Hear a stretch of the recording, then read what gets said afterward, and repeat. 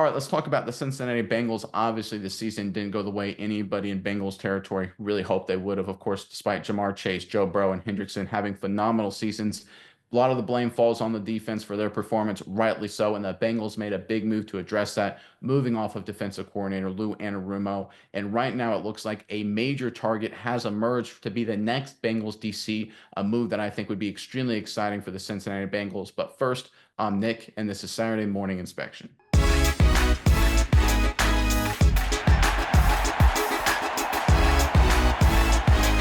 All right, in the short term, the number one priority for this Bengals squad is finding their next defensive coordinator. We know about the T. Higgins and some other player acquisitions, but right now it's all about addressing the DC and filling out the coaching staff on that side of the ball. And an interesting target has emerged for the Bengals. Let's pull up this report courtesy of SI.com.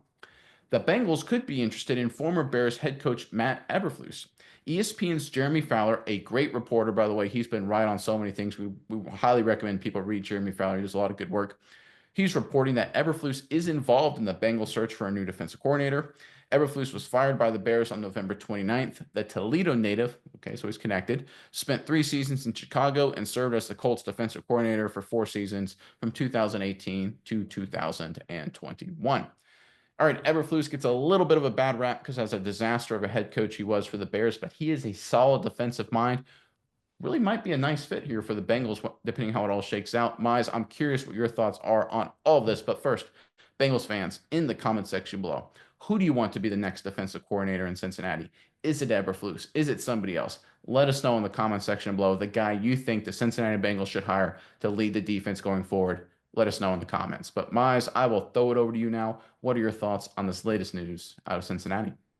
Yeah, Nick, I think that this would be a really good move for Cincinnati because they need a guy, a strong defensive mind. And that's, not necessarily what you think of when you think of the Bears, but I think that's because of the, involvement of Eberflus in the head coaching decisions of that team. It was really a tough situation to be in. The Bears were so bad for so long there that how can anyone focus on a secondary job when you feel like you're about to get fired at every turn and eventually did get fired because of how bad the team is performing? It's really tough. So you got to go back and look at his past performances.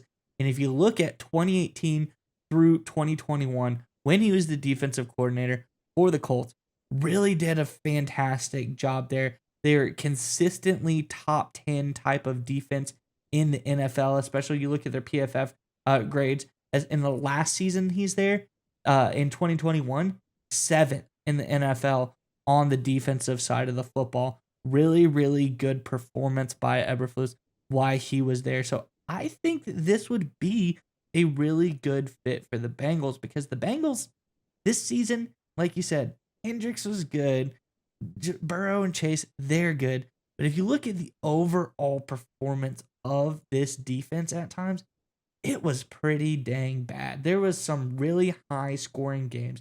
You look at the loss, say to the Commanders, letting up 38 points in that game. Look at the loss to Baltimore, 35. The loss to the Chargers, 34 points. The Steelers score 44 points on you. There was so many big time shootout games where you don't. It's so exciting. Watch Burrow, watch Chase, Higgins, all these guys, Brown, make big time plays on the offensive side of the ball. You kind of almost forget, okay, our defense is playing absolutely horrifically right now, putting us in a point where we're having to score 30 plus points to be competitive in a game. I think that gets lost at times when you have such a high powered and, really great looking offense. But that's the fact here is this defense has led up a lot of big games with 20 plus points scored in them. They really need to make a change here. I think firing of Anarumo was a good decision. I think a guy like Eberflus, who gets fired as a head coach, has been a very successful defensive coordinator in the past, wants to come back and prove himself. He's probably going to want another crack at being a head coach. And I think he's going to be a great hire because this is a guy who's going to come, reset his mind, reset his determination to be the best defensive coordinator can be to work his way back up. So it's kind of a guy coming on his rebound, on his bounce back. I think he's going to be working his hardest to go back to where he was at that Colts level, giving you consistently a top, 10, maybe even a top 5 level of defense, not a defense that this season ranked 22nd in the NFL. Boy, anything close to a top 10 defense, this Bengals team is, they're winning 13 games, right? Because they won 9 games with a bottom feeder defense, right? So obviously improving on that side of the ball is just paramount this offseason. Of course, offensive line is an issue as well. But look, there is actually a really strong precedent for hiring failed head coaches from the defensive side of the football that are really successful coordinators and hiring them as coordinators after they failed as head coaches. You go across the National Football League even today. You look at all these playoff teams, the Minnesota Vikings, they've got Brian Flores, who's done a phenomenal job as defensive coordinator. He, of course, was a failed head coach with the Miami Dolphins before joining the Vikings a few years later as their DC. You look at the Philadelphia Eagles, a team a lot of people think is the best in the NFC with the injuries that the Lions have right now. Their defensive coordinator, Vic Fangio, he was a failed head coach. He goes to Philly a few years later as a DC. They've got the best defense in football. And how about one of the surprise stories of the year, the Denver Broncos? I know right now Cincinnati fans don't want to even hear the word Denver Broncos with what happened the last game of the regular season, but give some credit where credit is due. Their defensive coordinator, Vance Joseph, failed head coach in his own right. He's come back to Denver now as a DC. Again, failed head coach, now a defensive coordinator. Broncos are a great defense right now this season. So again, what we're seeing is that failed defensive head coaches, that doesn't mean they're bad coaches necessarily. It just may mean they're bad head coaches.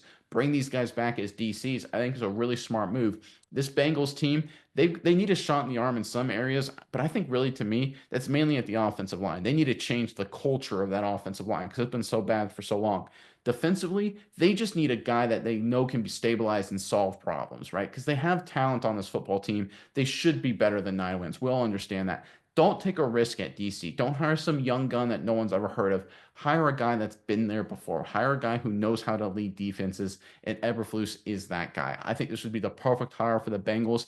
Bringing in a guy like Eberflus to stabilize this defense. Again, it'll be a change in scheme and coaching mentality, so it's not status quo like it was with Lou Anarumo. You're shaking things up, holding some accountability. In the meantime, you need a shot in the arm at O-line to kind of fix that culture in that position group because that's a debacle. But I think if they make those two moves there, and obviously with the talent on this roster, depending on what happens with T. Higgins this offseason, whether they keep him with a big deal or he leaves, we'll have to see how that all shakes out. I think the Bengals, with those two coaching decisions there, could really put things in a strong position for 2025. Because again, they've still got Burrow, they've still got Chase, they still got enough stars where they can compete at the top of the National Football League.